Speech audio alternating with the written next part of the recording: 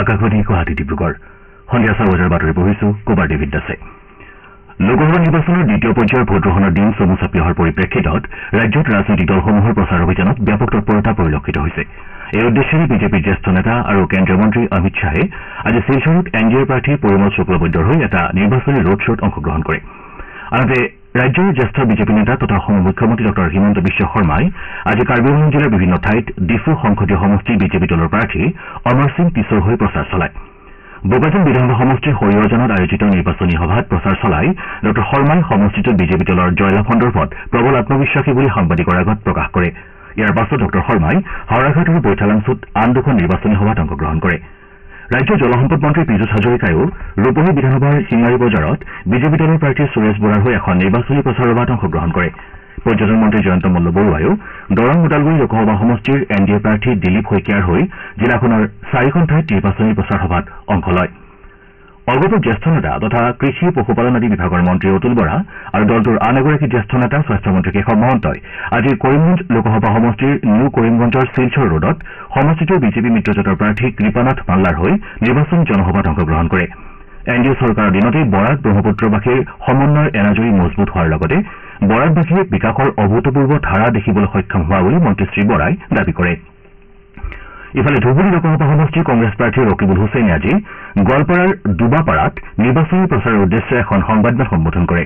সংবাদমেলত তেওঁ প্ৰতিদ্বন্দ্বী AIDF আৰু শাসকীয় পক্ষক তীব্ৰ সমালোচনা কৰে। একেদৰে নগৰ লোকসভা সমষ্টিৰ কংগ্ৰেছ প্ৰাৰ্থী প্ৰদ্যুৎ বৰদলৈয়েও ৰবৰীহাটৰ বৰালিমাৰীত এখন নিৰ্বাচনী প্ৰচাৰ সভাত অংশগ্ৰহণ কৰে। ডিফু লোকসভা সমষ্টিৰ বাবে বৈঠালাংছু বিধানসভা সমষ্টিৰ চিমথঙত কংগ্ৰেছৰ প্ৰাৰ্থী জয়ৰাম ইংলেনেও নিৰ্বাচনী প্ৰচাৰ চলায়। উল্লেখযোগ্য যে দ্বিতীয় পৰ্যায়ত ৰাজ্যখনত 5টা সমষ্টি দৰং ওদালগুৰি কৰিমগঞ্জ ডিফু শিলচৰ আৰু নগাঁও সমষ্টিৰ বাবে ভোটগ্ৰহণ কৰা হ'ব। কোকৰাঝাৰ লোকসভা সমষ্টিৰ দুবাৰৰ সাংসদ নৱ কুমাৰ শৰণীয়াৰ মনোনয়ন পত্ৰ অবৈধ বুলি নিৰ্বাচন আয়োগে এটা নিৰ্দেশযোগে ঘোষণা কৰিছে।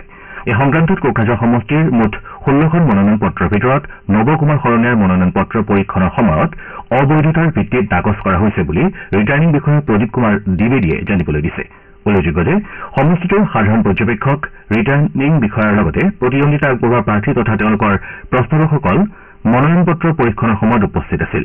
উল্লেখযোগ্য যে গুৱাহাটী উচ্চ ন্যায়ালয়ে প্ৰাৰ্থীগৰাকীয়ে অনুসূচিত জনজাতিৰ অন্তৰ্ভুক্ত নহয় বুলি ৰাজ্যিক পৰ্যায়ৰ নিৰীক্ষণ সমিতিয়ে দিয়া নিৰ্দেশক প্ৰত্যাহ্বান জনাই দাখিল কৰা এখন আবেদন ইতিপূৰ্বেই খাৰিজ কৰিছে।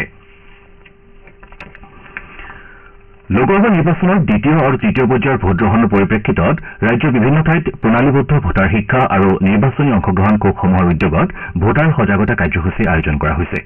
নিৰ্বাচন অনুষ্ঠিত হ'বলগীয়া জিলাসমূহত এই সন্দৰ্ভত প্ৰস্তুতি অব্যাহত আছে। এই সংক্ৰান্তত ঠায়ে ঠায়ে ভোটাৰ সজাগতা লক্ষ্যৰে সজাগতামূলক কাৰ্যসূচীও হাতত লোৱা হৈছে। ওদালগুৰি জিলাত ভোটাৰ ৰাইজৰ মাজত ভোটদান সম্পৰ্কীয় সজাগতা সৃষ্টিৰ লক্ষ্যৰে খৈৰাবাৰী ৰেলৱে গেটৰ পৰা নাগাচোৱালৈ 10 কিলোমিটাৰ দৈৰ্ঘ্যৰ মানৱ শৃংখল গঠন কৰা হয়।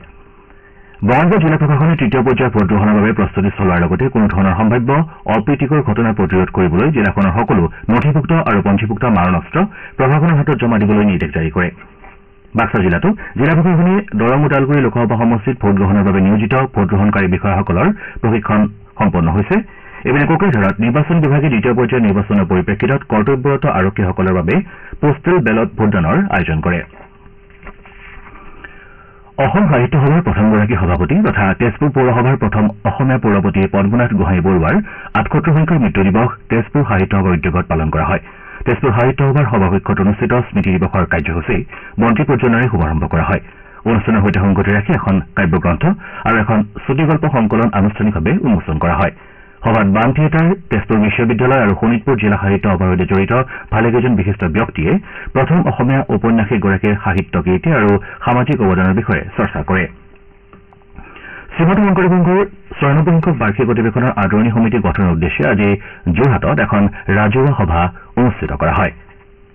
আমাৰ এতিয়াৰ বাতৰিত ইমানেই।